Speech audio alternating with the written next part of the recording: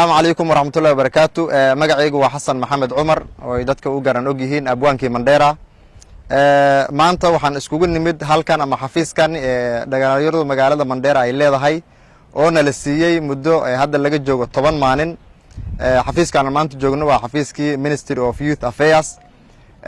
maalin dhaxdaas ayaa Ministry of Youth ay nasiiyeen. sababta noo lisiin waxay tahay in aan dhalinyarada talented kala oo magaalada ku jirta aanu soo saarno oo talentigooda aan soo saarno annagoo ugu faa'iideynayno in ay talentigooda ay bulshaweynta magaalada Mandheera iyo caalamka oo dhan macnaha maaragtay ay ugu faa'iideystaan.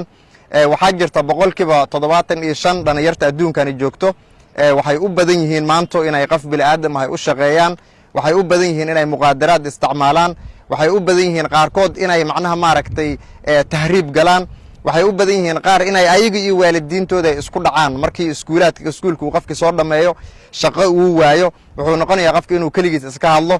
laba ayaad u kala baxaya, waa inuu tahriib galo iyo inuu cid iska fadhiisto oo caasi waalidiin uu iska noqdo. marka intaas oo dhan waxa ka fudud haddii macquul gal noqon ma hayso 6 milyan ama 7 milyan oo arday ah marka iskuulka isla dhameeyaan oo secondary dhameeyaan ama jaamacadda ay dhameeyaan macquul gal noqon ma hayso in dhalinyaradii oo dhan ay shaqo dawladeed ay wada helaan. marka intii ilaahay u qoray hadii ay hesho inta aad ilaahay u qorin waxa laga doonayaa inay gacmaha isdul saaranin oo ay ku shaqeystaan xirfadaha kala gidisan. oo waa maxay xirfadaha kala gidisan? waa sidii computerka, waa sidii tailoringka iyo fursad ama niraahdo farsamo walba oo gacanta ah.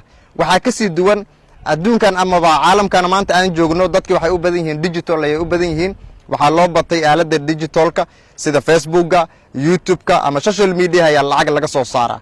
marka caqabado fara badan ayaa dhalinyaradu ku hortaagan in ay macnaha maaragtay ay ka soo saaraan lacagahaasi ay ka soo saaraan. ay kamid tahay in ay bulshada Soomaaliyeed ay isku gobolka degan yihiin ay kala kulmaan dhibaatooyin kala gidisan. ay kamid tahay in qofkii oo talentigiisa soo bandhigay loo soo geliyo comment xun loo qoro ama waxyaabo negativity loo qoro uu qofkii sidii iyada ahayd aad ku encourage garoobo.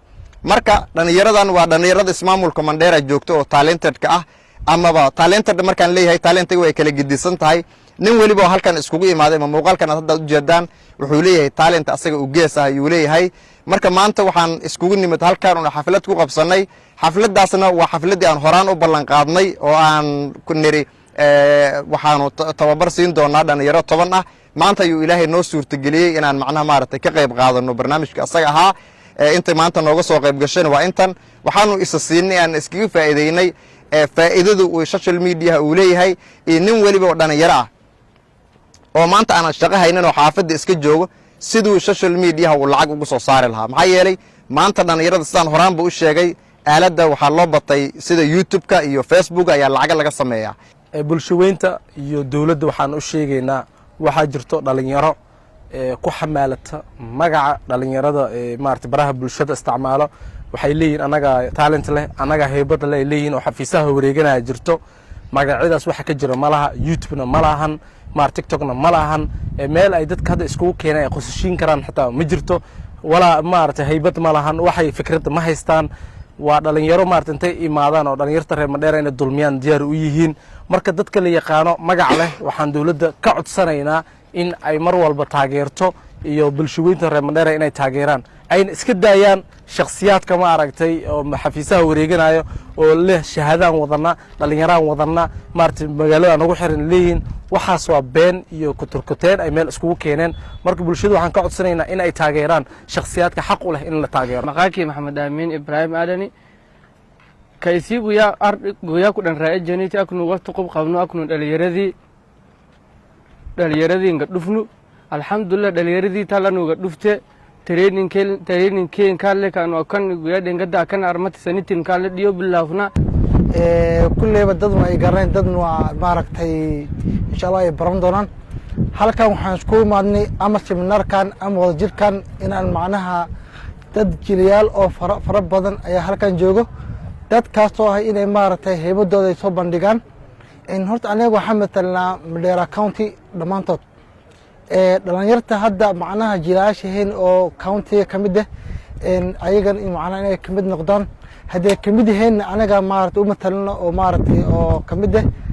markaan aniga waxaan maaragtay jilaasha u nahnay inaan macnaha adinka nimahweelino oon riwaayadaha soo bandhigno oon qosrika soo bandhigno oon farxaddiinan ka talino marka dee waxyaalo badan aan ka hor tagno oo sida macnaha mandooriga iyo maaragtay dilka faraha badan inaan dadka ka mashquulino markaan Mandera County waxaan ka codsanayaa dhammaantiin inaad garab siisaan adinkaan u dhiirigelisaan inaad garabkaan istaagtaan maanta seminaarkan dad oo maaragtay madax oo maaragtay oo garabkaan ayaa jiro ayagina maaragtay aad u madax celinayaan inay seminaar noo qabtaan ay tababar fiican oo ay nasiyaan ay wax fiican noo sheegaan ka faa'iideystaan adna adinkina noo faa'iideystaan muuqaalaha aad maaragtay gaalkii gaal jireenka daawanaysa iska dhaaftaan anakana daawataan oo waqtina siisaan marka dee hadal badan ha mu buuxisay Mandera waxaan ii codsanaynaa inaad garabna siisaan bedelkaad meelo kale ku mashquul lahaydeen